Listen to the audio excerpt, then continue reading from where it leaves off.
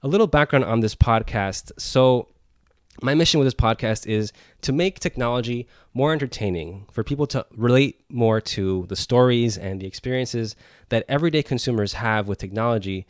Because myself as a techie, I work for a smartphone blog and I write about smartphones, but I'm really just given these things to borrow and to write about. And I don't really experience the whole buying process and the research process and, is this thing worth my money? So I'm trying to get more experiences and opinions of the actual consumer, which is you. So starting off, I know that you got the new iPhone 11 Pro Max. So tell me about that and tell me about your decision. Why did you, what did you like about the phone that made you want to get the Pro Max? Right, so I had the iPhone 10, right? And I didn't upgrade last year because I was like, it doesn't look like I should, like nothing caught my attention, right? So I was like, I'm not gonna upgrade. But now this time I saw, I don't know about the camera, the night mode, and I was like, okay, it looks like the camera is like a big major upgrade as well. And I had the little, it wasn't the plus or anything, it was just the regular iPhone 10. So I was like, okay, maybe I should go bigger. And everybody tells me, you need to get the plus size because it's like, it was life changing. And I'm like, okay, let's see about that. So I was like, let me just go ahead and get the Max and see what it's all about. So you had the iPhone 10 when it when the first time the Apple released this brand new design. Right, I got it. It was completely different, and that's the one that you got. So with the iPhone 10, you saw the iPhone 10s come out, and what did you think of that upgrade? I guess you can put in air quotes. Like, that wasn't really a physical upgrade. Nothing caught my attention. That was like, I don't even remember what was like new about it, but I was like, no, I'll just wait. And I was just like really like not interested. I was like, forget it. I'm just gonna keep the 10. This is still brand new. I kind of like the 10, so let's just. And I think the 10 was the first one that didn't have the button, right? Yeah. Yeah, the 10 is the first iPhone that got rid of the home button in favor of Apple's new gesture system, getting around. So actually, I want to touch up on that a little bit. What was your experience moving from the home button to the swiping navigation of the iPhone 10? At first it was weird, right? Because you're so used to the button, right? But then I was like, oh my God, it's like way much better. Like, forget the button. It gives you so much screen space, right? Like that button was blocking, but like I like the whole like flipping through, I guess. So there's actually a lot of customers that don't want to upgrade because they don't want their iPhone to change how it behaves. They just want the home button. The rumors are that Apple's going to release a new updated version of the iPhone 8 with the home button. And they hope that when they do that, that customers that are still on like the iPhone 5 or like the iPhone 7 and they don't want to change to the swipey gestures, they want them to just change to that so that they can, keep selling them a new phone, I guess. That's kind of whack. So, okay, so going back to the to your upgrading, what was your thought on switching to the bigger size from the small iPhone, from the small iPhone 10? It's been a challenge, actually, this big phone now. Like, I have small hands. How long have you had the 10 Pro now? The Pro Max? Oh, since it came out, literally. It's been not even 3 weeks then? Yeah. Okay.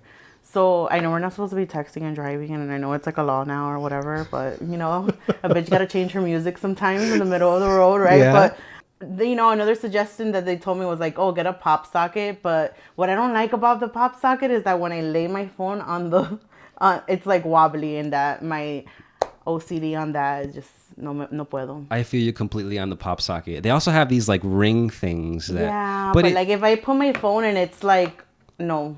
I need it to be flat. I don't know. I'm just weird like that. There's a new version of the pop socket. It's like this pad that you put on the back of your phone, but it's like flat and it's like wide. I mean, it's still not gonna be as flat as like if you just didn't have a pop socket at all. To be honest, the iPhone does have some features that I think you can just double tap on the little home bar, and I think it just brings the whole interface down. If you just double or triple tap on the home bar, does that work? Double or triple tap. Just kidding. So I think there's a feature. I think it's an accessibility feature, but you have to enable it in the settings before you can use it, I think. Yeah, because I find myself doing too much of I'm like, fuck. You know? Do we call it in the industry finger gymnastics. Right. I bet you already got arthritis. You know? Oh my gosh. You've been an iPhone user for how long now? Since like the iPhone 2. Since the second iPhone? Yes. What did you have before that? I had I think it was the Sidekick. Was it the Sidekick? Which No, or Sidekick was it? after. Do you remember?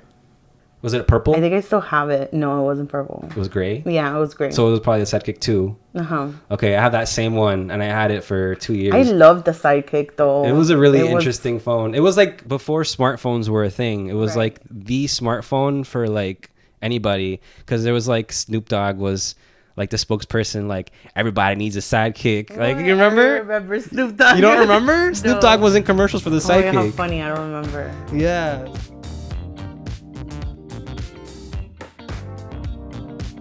It's interesting to see, you know, what the next design of the iPhone is going to be. You know, is iPhone going to have? Are they going to make an even bigger screen? Like, do you think that that's something that people would buy if it was even bigger than this one that you have now? Get an iPad. I don't know. Like, why would you want to go bigger? I think that this is like big enough. I don't know. Yeah. Maybe they will, because I guess people like the whole big screen idea. I would say I would like to see it maybe skinnier.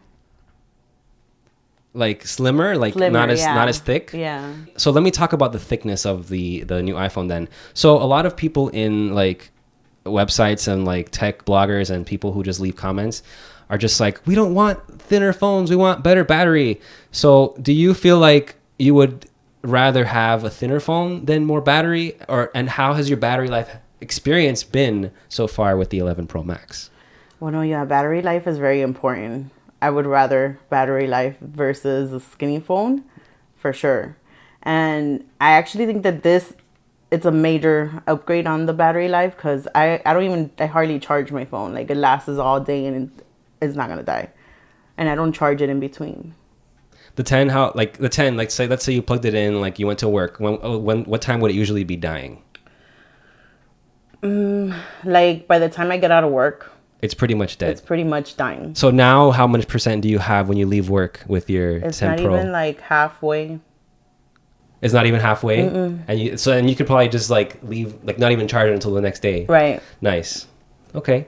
Yeah, and that's something that a lot of people have been saying, that the iPhone 11, 11 Pro, and the 11 Pro Max have all had really good battery life, and that's not something that Apple has done in the past. Like, it's taken them this long for them to really focus and improve on battery life, because that was a big complaint. And even Samsung did a campaign once, and they referred to iPhone users as wall huggers, and they just showed like a commercial of like people with iPhones like looking for outlets at the airport, like trying to find a charge, while like someone would just put their Samsung phone out like, I'm still good, and then just continue. Like, that was their jab at Apple at that time. So your iPhone Pro Max came with the new fast charger. So what's your experience with that? Because the little tiny block before, we would charge your 10 pretty slow, I'm sure. Yeah.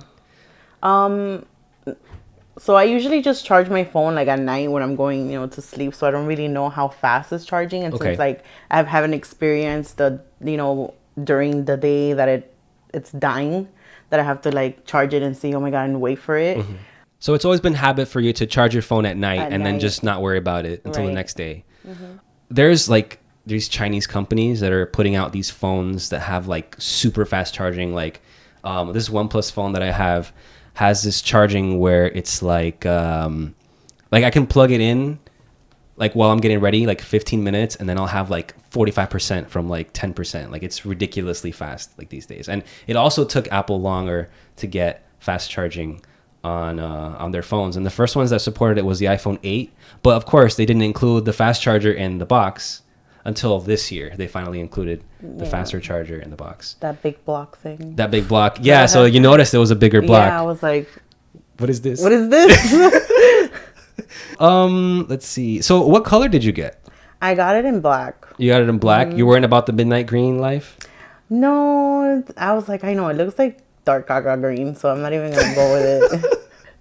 And I wasn't feeling it. I had my 10 is white, so I was like, let me, since I already have a white, and I actually own the 10, and I still haven't decided whether I want to sell it or keep it. So I don't know. But since I had a white phone already, I was like, let me go with the black.